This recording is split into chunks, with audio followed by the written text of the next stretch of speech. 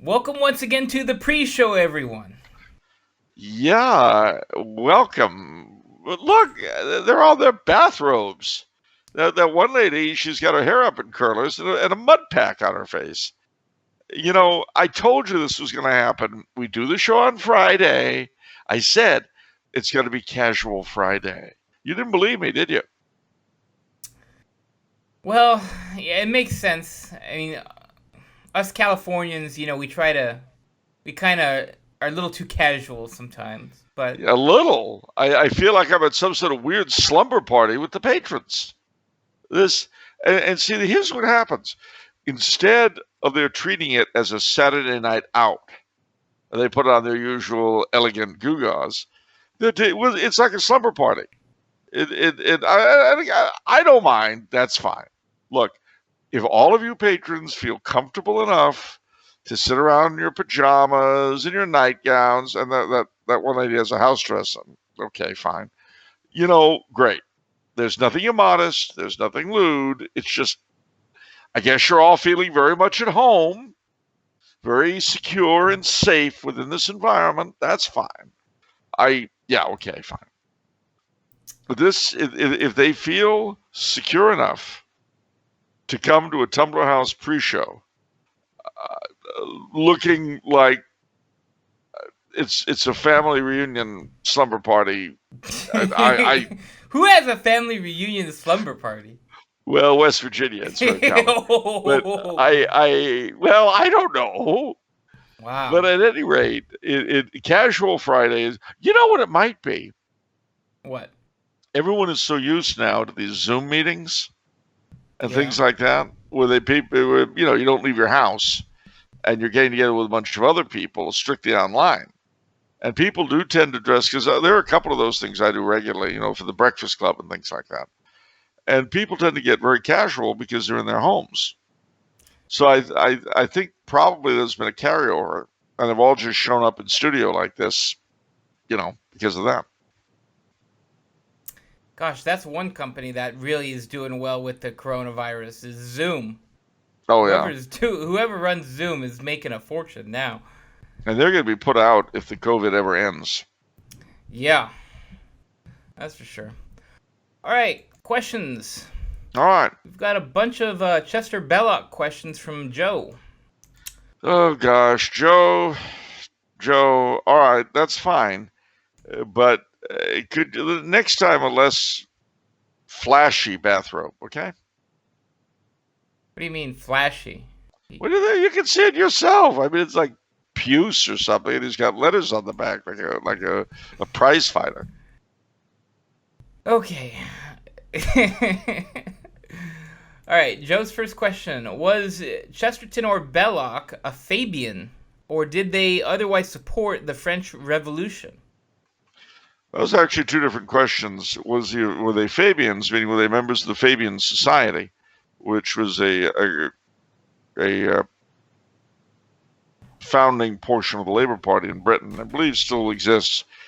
I don't think either of them were Fabians per se. Although before he converted, Chesterton was a member of the Christian Social Union, which advocated what it called Christian socialism, although it was a long way from Marxism. There were a lot of non-Marxist groups that called themselves socialists. The Guild Socialists come to mind, and they both had a lot to do with them. But the Fabians and labor itself were definitely Marxist, without a doubt, and they would say so. It's not like I'm telling stories out of school. As far as the French Revolution goes, Belloc supported it, the early portion of it, the early Republic, Danton, and all that. The more so because he was a relative of Danton. You know how we French are in terms of nepotism. The Italians aren't like that. You wouldn't understand, but we French tend to be very, very family oriented in this area. How dare And you? what? Oh, you're gonna say the Italians are into nepotism? Well, when you put it that way, okay. No, No, definitely you're the one not. who said, "How dare me?" I'm saying they're not, and you're saying they are. Okay, fine. Ro- You're the one who's always saying that you rose to the ranks in a Tumblr house because of your native ability and your hard work, and that it had nothing to do with being the younger brother of the founder and the crown prince apparent of the Franchini business plan. Well done, Charles. Well done. You've laid your little trap, and you got me. Well done. I'm sure you're feeling pretty proud of yourself right now. Good job. Well, not really. I don't say I feel proud of myself. I just, it is true that every now and then, with those of us of the oppressed proletariat, do get one back on our masters. And, well, but you see, it wasn't just for me. I was striking a blow for oppressed workers everywhere. Uh, that's kind of a strange statement because that's saying that you're an oppressed worker, which clearly you're not. I What mean, do you, clearly, not a worker or not oppressed? Now let me rephrase. Clearly, you would never say that Would say what?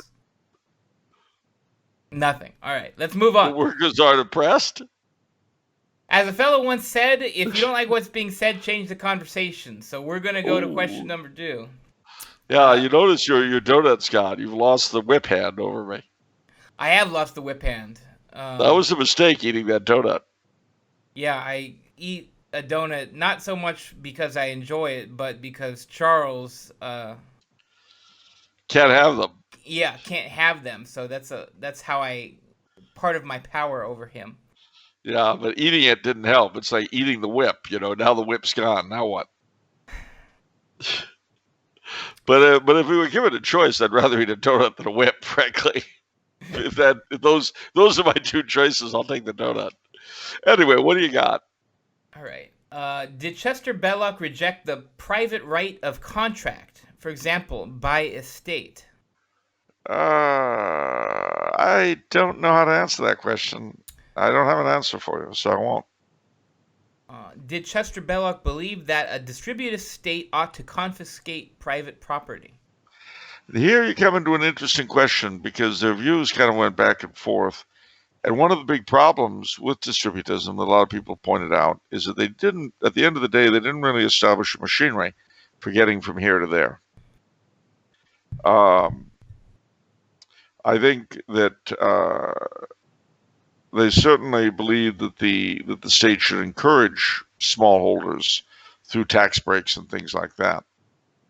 But outright confiscation, I don't know.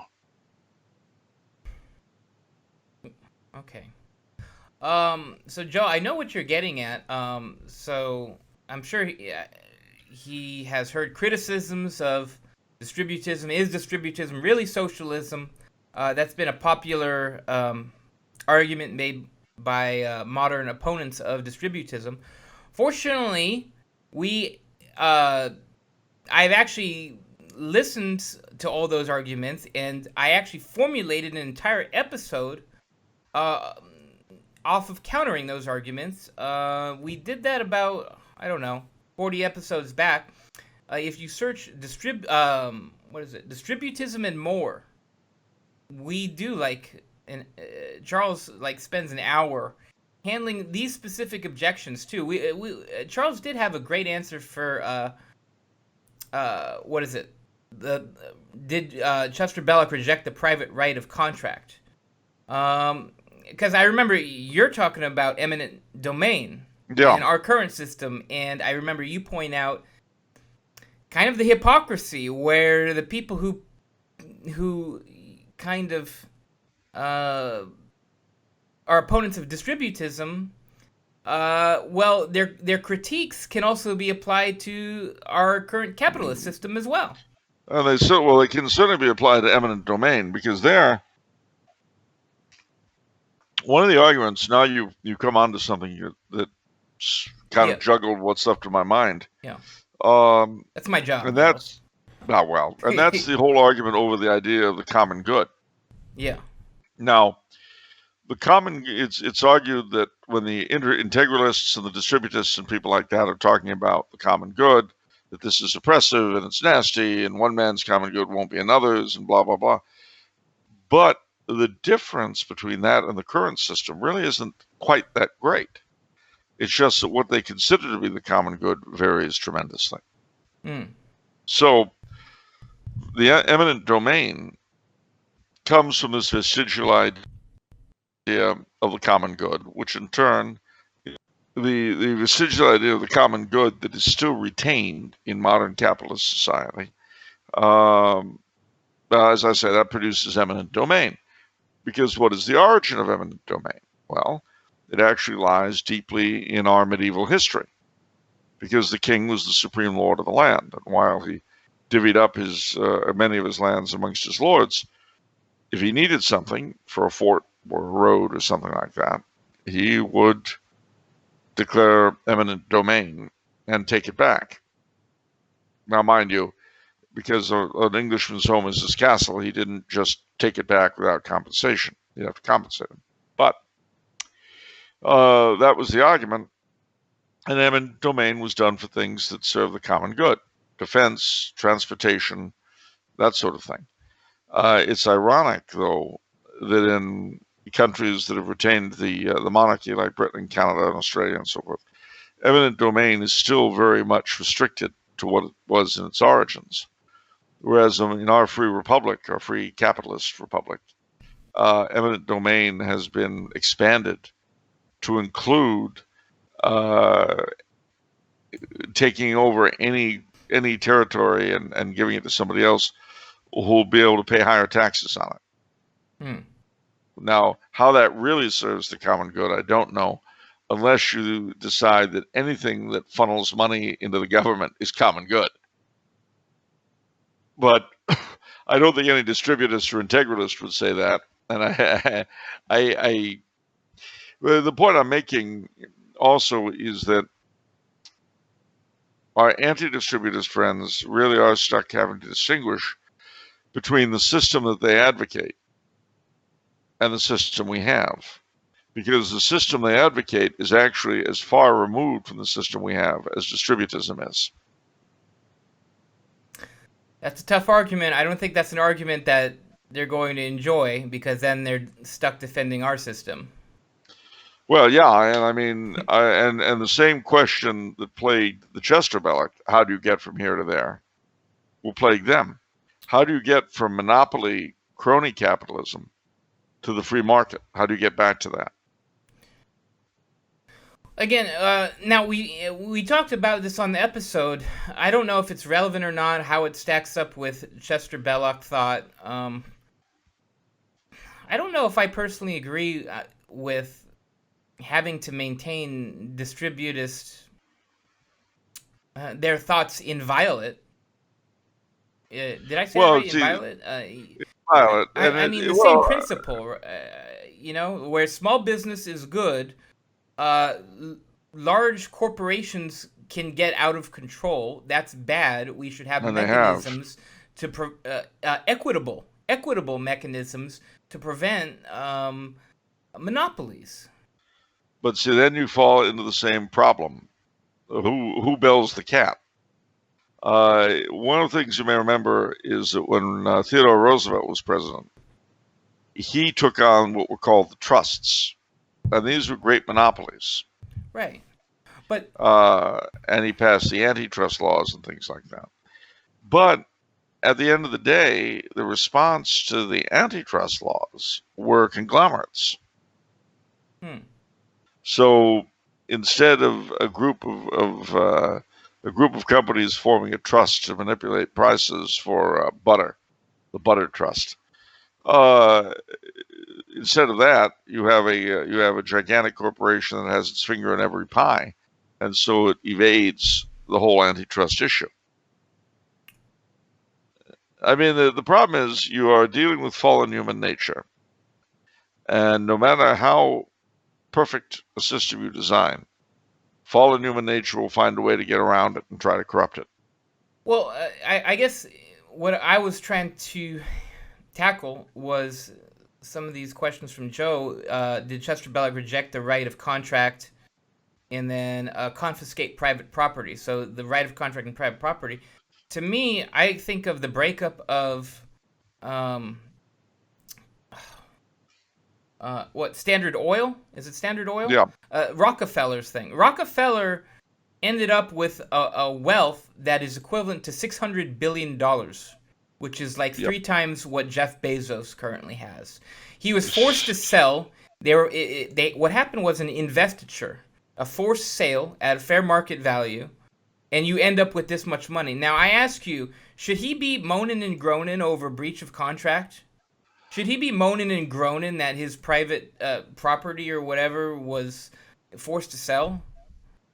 He sure did. Now, whether he should have, that's another issue, but he did. I mean, I guess that, to me, I feel that's an equitable instrument. If you want to tell me that selling at a fair market value, that and having that enormous amount of wealth is a breach of some sort of contract, I don't know. To me, I would say who cares, and that it's for the common good.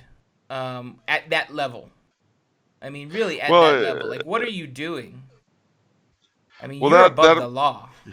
That, of course, was the big problem. I mean, you had people like Rockefeller, you had people like Carnegie. Yeah, Andrew Carnegie, and also what's his name, the Henry Ford. These huge magnates who piled a lot of money, and of course, during the 30s, during the Depression, you had people like Father Coughlin and Huey Long, who advocated, well, Huey Long in particular, more than Father Coughlin, who advocated confiscating from the wealthiest millionaires in the country all but like 3 million of what they had. And of course, Huey Long, in his uniquely ridiculing way, would say, "Oh well, you know, we just leave them 3 million under my plan. The poor dears, how could they survive on 3 million?"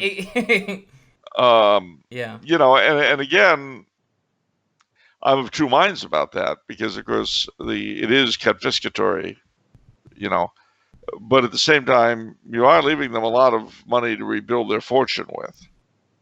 You know, it's a lot of these things. I just don't believe that there's a one size fits all answer to them. I just don't. And I don't know. I mean, it is an extremely hard decision to come to, and as I say, in a real sense, we're all LARPers, if you know what I mean.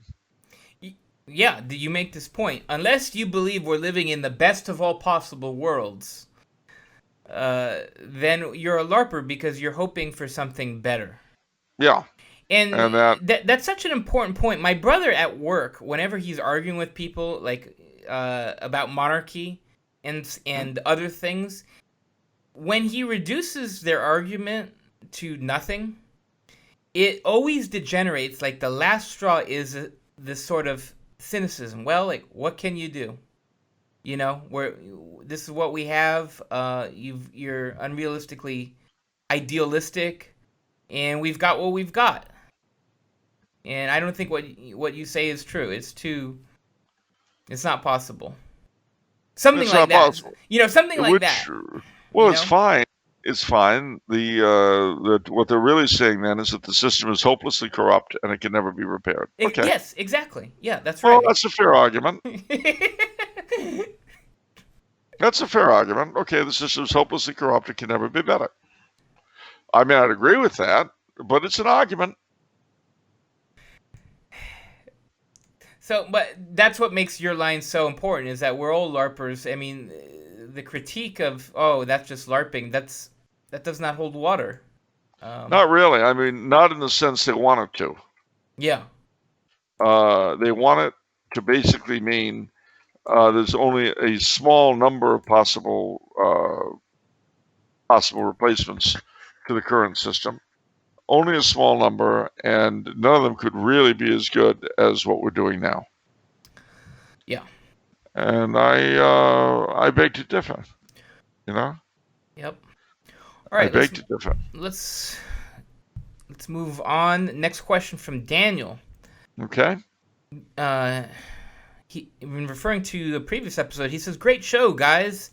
As for usury, Census Fidelium just released a podcast on the subject.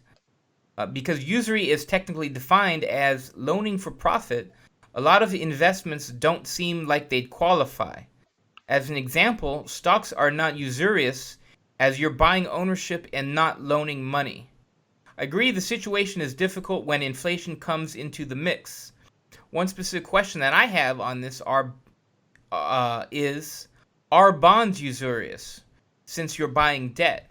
Is it not usurious because you buy debt but didn't make the loan in the first place?"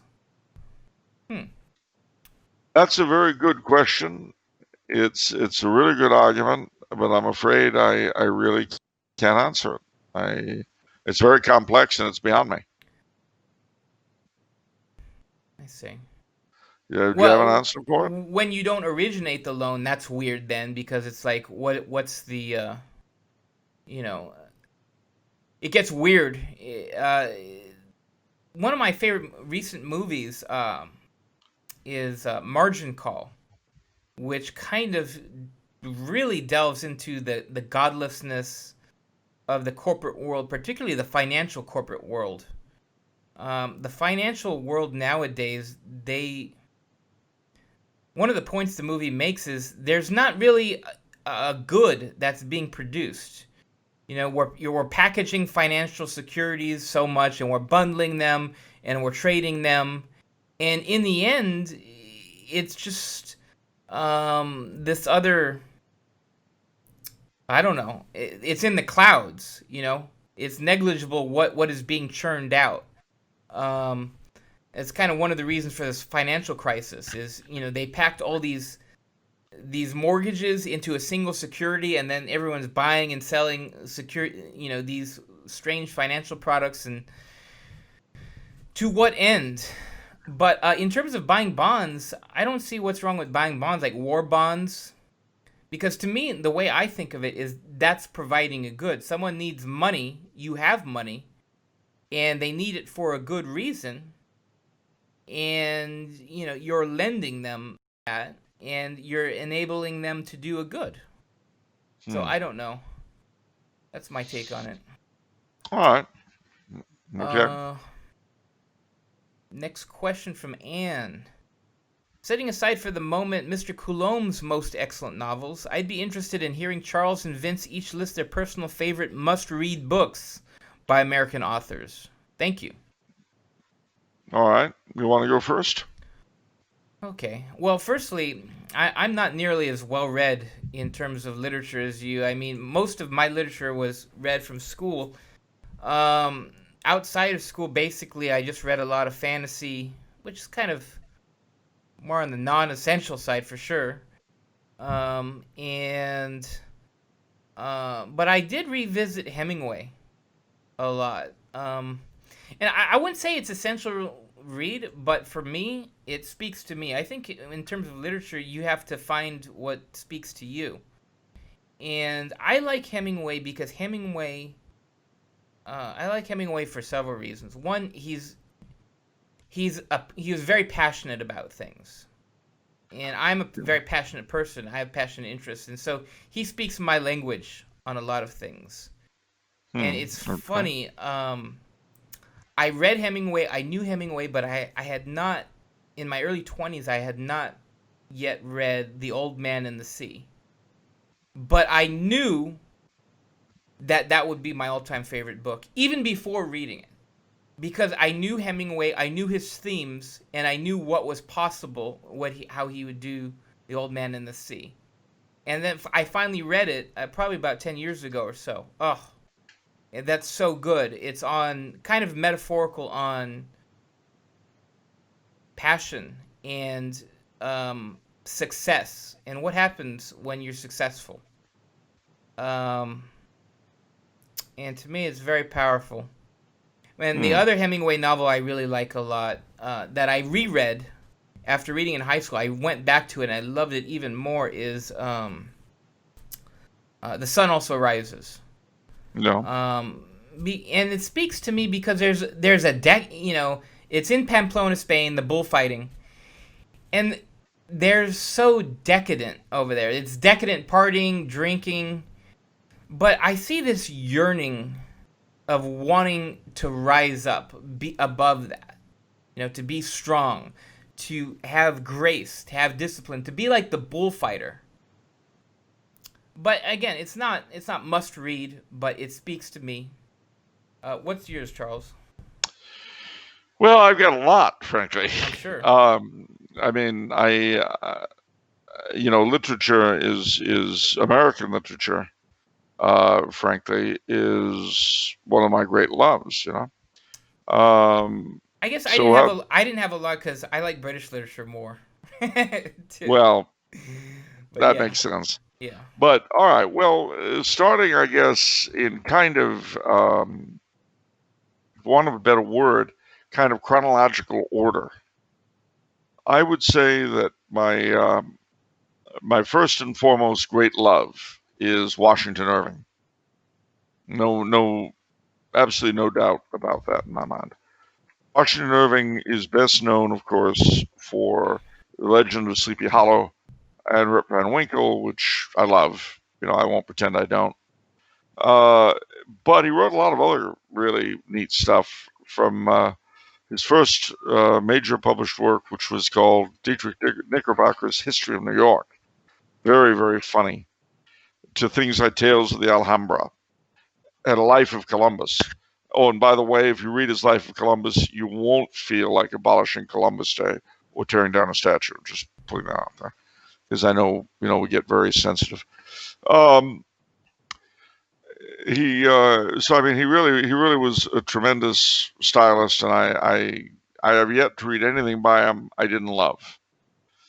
Nathaniel Hawthorne comes to mind, especially the House of the Seven Gables, a number of his short stories, and The Marble Faun, which people don't know. It's one of his least known works, but it will give you a feeling for confession that you'll never ever get anywhere else. I mean, you confession for him becomes a temptation. Catholic confession, Catholic sacramental confession becomes a sort of temptation for his pure-hearted Puritan protagonists in The Marble Faun. So, Hawthorne, definitely Edgar Allan Poe. Love Edgar Allan Poe. Short stories, of course, The Fall of the House of Usher, The Mask of the Red Death. I mean, just Those are good short stories. Yeah. yeah. Poe is Some Words of the Mummy. Poe was an extraordinary writer, and his poems, of course, too, I love. So Edgar Allan Poe. Going forward a little bit into the 20th, well, James Whitcomb Riley for poetry. Going further into the 20th century and all that. Oh, Thorne Smith, who's another fellow that people haven't heard of, but Topper Takes a Trip, The Nightlife of the Gods, Wind in the Doorway. H.P. Lovecraft, of course. Both short stories and his couple of novelesque length things. Ray Bradbury, definitely Ray Bradbury, whom I had the pleasure and honor of knowing. Edgar Rice Burroughs, definitely Edgar Rice Burroughs. Not just Tarzan, but the Mars novels, the Venus novels, and so on. Let me see. Who else we got in the hit parade? Well, Stephen King. I know people like to say that Stephen King is a terrible writer and blah, blah, blah. No, he's not. He's an incredible writer. Especially Salem's Lot, which I have to say is one of the few horror novels that I've read that actually frightened me. There aren't many, and that was one. So, yeah, I would say that those are my favorite American writers. Oh, and before I forget, in terms of poetry, also Longfellow. Definitely Longfellow. Yeah, that should do it. Right. What books or other resources? Question from Brad. What books or other resources does Charles recommend to learn more about Mexican history, especially the colonial period? My family is from Michoacan, so anything he might know about Don Vasco de Quiroga would also be greatly appreciated. Okay, well let's answer it in reverse order, as it were. Don Vasco de Quiroga was the first bishop, Dominican missionary, I think. First bishop in Michoacan. He was a missionary. He was basically the Father Serra of Michoacan, I think would be a fair way to put it. He built all sorts of native settlements, and he really was an extraordinary individual, just like Father Serra in that sense. Now, as far as books on Mexican history, if you're a Spanish reader, you want to read Lucas Alemán's History of Mexico. He was one of their first presidents and a very good historian. But let's just say, for the sake of argument, that you don't read Spanish. No God Next Door, Blood-Stained Altars is the best history of Mexico I know in English. Do we carry it? I've heard of that. I'm going to look that up because I've heard of that book. I'm writing and puts it down. It out. So we'll see. If I have access to it, I'll carry it. Is that published by Tan? Yeah. Yeah. Could very well carry that. All right, very good. By the time this airs. Well, but it's a really great book. So Bloodstained Altars. Okay. Is that it? Yeah. One book that is really popular recently that's been selling in the bookstore is actually just stocked up on it. It's Mexican Martyrdom. I don't know if you've heard of that one. Yeah. That's also a very good book. Yes, indeed. Yeah. Okay. Next question is from Oscar. Okay. Buenos dias, señores Vicente y Carlos. Hello. I watched a video on my historian Juan Miguel Zunzunegui, where he stated something along the lines of, quote, "We've tried this system for many years. It hasn't worked. At a certain point, we have to realize this. If it works for the Americans, great. But we should try something that has worked for us. Everyone is different." End quote. Oh. He made this comment regarding the current Republican system of government. Can Charles please provide his input on this? Would Mexico function better as a monarchy? What is the likelihood of this happening? Does he see this happening in Brazil? What sort of monarchy would come out? Something like what the British have, or something more absolute? If he says yes, then please do. In other words, yes, you can answer I can do this. that. So I can do all that. Yeah, so Oscar says, please do. Oh, all right. Very good, Oscar. Number one, Mexico had the Emperor Iturbide the First, Agustin, the first, rather, Iturbide. And then he was executed, judicially murdered, as they say, by the Republican government in 1823. And then you had Maximilian, who was judicially murdered by Juarez in 1867. It's interesting when you consider that both of these gentlemen were extremely noble characters who ended up murdered by governments made up of worthless scum. Kind of an unfortunate thing, in my humble estimation. Well, no, I mean, worthless scum very often run countries and very often run them into the ground, but it doesn't mean it's a good thing. I can't say. I can tell you that it seems to me that there's more and more and more interest in Mexico's experiments with monarchy, and in Brazil's. Brazil had two emperors as well, Pedro's the first and second, but they came in relatively peacefully and ended relatively peacefully. When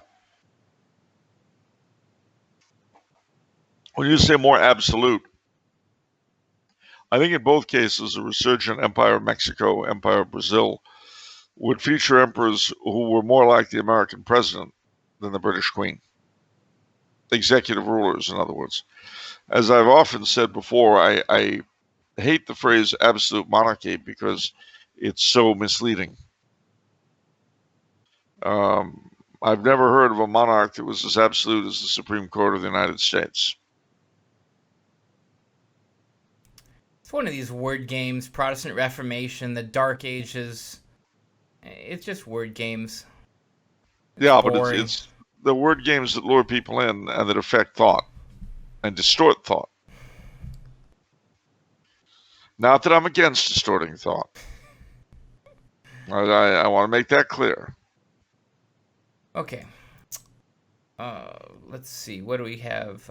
Next question from Thomas. Dear Mr. Coulombe, I have long wondered why monarchism survives as a political force in Brazil, but in Portugal it is nearly non-existent.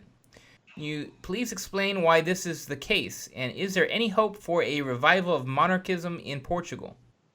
Well, firstly, it's not the case. There's a very active monarchist cause in Portugal, a very active heir to the throne, Dom Duarte, the Casa Real. There are a lot of Portuguese monarchist organizations, and if memory serves, they even have a couple of monarchist members of parliament. Wow. So, in terms of its hope for revival, it doesn't need to revive, it's already there. In terms of its hope for success, well, it's neither more nor less than any other. I mean, basically, people will turn back to monarchy, I think, when the Republican system discredits itself sufficiently. And it is doing a great job. Are you talking about Portugal or the world in general? The world in general. I mean, what is it? What has been the prime stock in trade of Republican propaganda from the time of Charles I and Cromwell and Louis XVI and Robespierre to the present? It's been the republics are freer. Yes. Yes. Well, instead, what we have is across the globe, both in constitutional monarchies where real power lies in the hands of the politicians, and in republics, we've had the people smacked around and sat on recently by their masters. So the freedom argument, I think, has been destroyed. St. Thomas Aquinas in De Regno says, practically in quotes, polyarchy inevitably leads to tyranny. But he didn't mean it. He says monarchy, when tyranny in monarchy is the worst, but tyranny in polyarchy is inevitable. No, which. Yeah. By the way, Brian, you know who you are.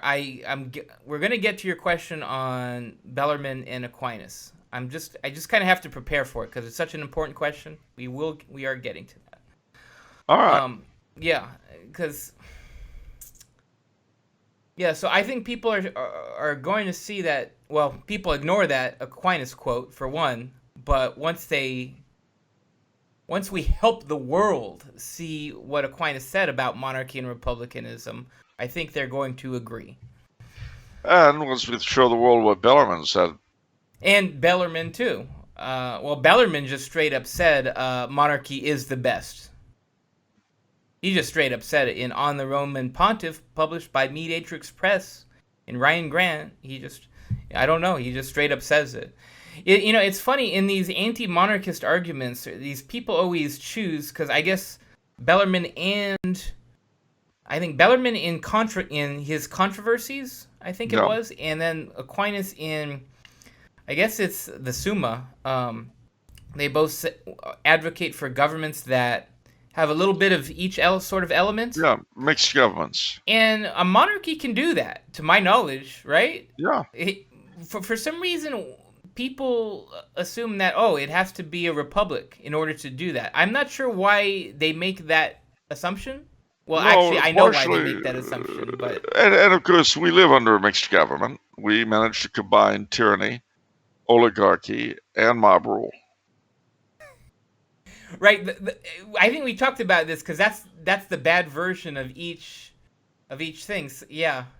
Well, and if mixed government combining elements of all the best form of government is the best kind of rule, then mixed government. I'm sorry, what was I saying?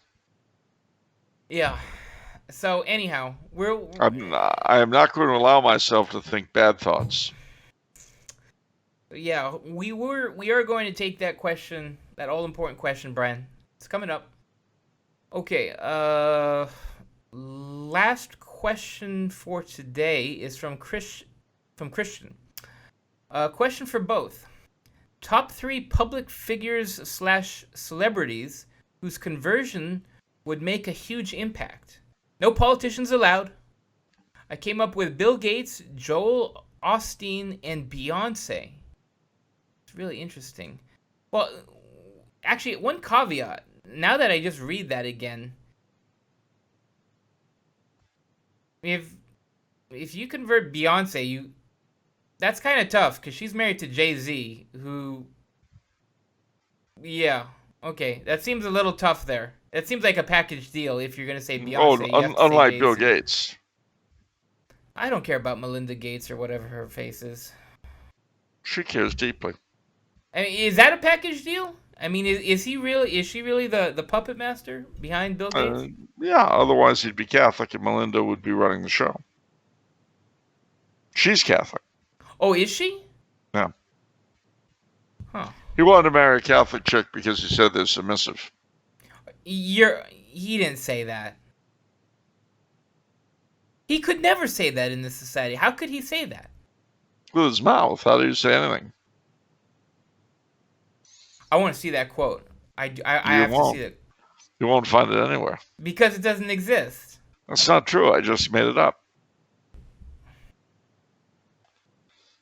What? Repent. Of what?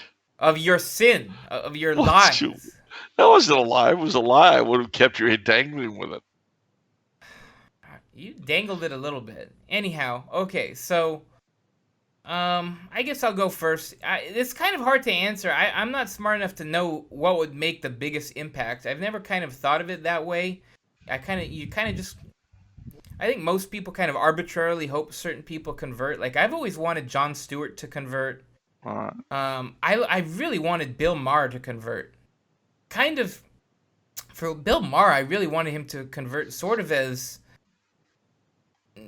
to illustrate the power of God, where God really converts like this most hardened sinner, the strongest, blasphemer, and just, people who are vicious against the faith.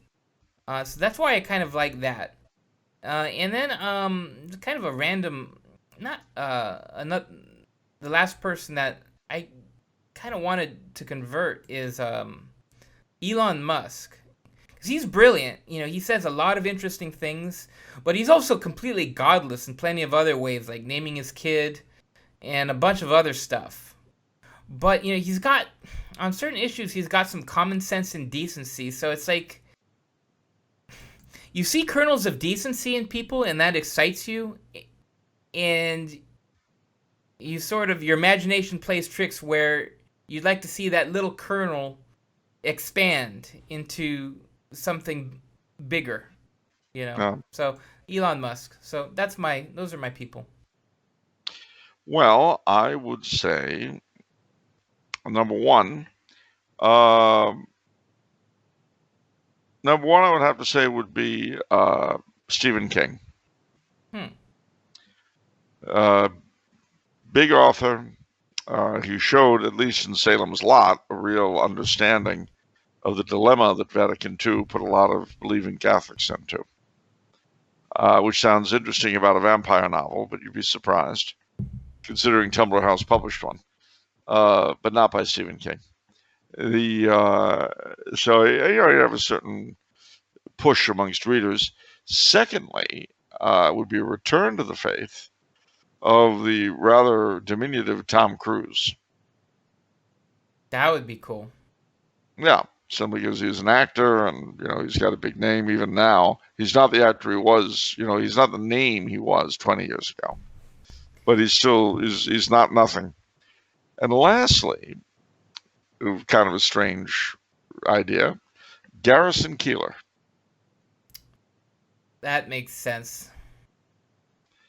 Yours are like mine, I feel. Like yours are ones that you'd also just like to see, not necessarily the biggest impact. I don't know how Stephen King converting or Garrison Keillor converting could have the biggest impact. But you like them. I do like them, and the Americana that they each represent, and the following that they each have. Yeah. Because they both have big followings. The proof of the pudding is that they tried to cancel Garrison Keillor, and he crawled back. You don't crawl back from being canceled easily. Yeah. And we, side note, we discussed this, but we both had to cross off Trump because the question said no politicians allowed. But what if we claim he's a millionaire before he's a politician? Okay, that counts. There we go. Well, the good thing about politician more than a celebrity, I always remember that your line, how people adjust themselves to how their bosses are. Yeah. In terms of politically. So, the president has influence in that sense. But also, too, when celebrities convert and are outspoken, they kind of have to self-immolate. Yeah. It's okay, I have to light my career on fire. Let me get the gasoline because I'm converting to the Catholic faith and I am now unhireable. Yep. And I'm doxing myself. I'm canceling myself. Yeah. Yeah, it's true. It's a shame. So, okay, Christian, thank you for that question. That will do it for the pre-show, everyone.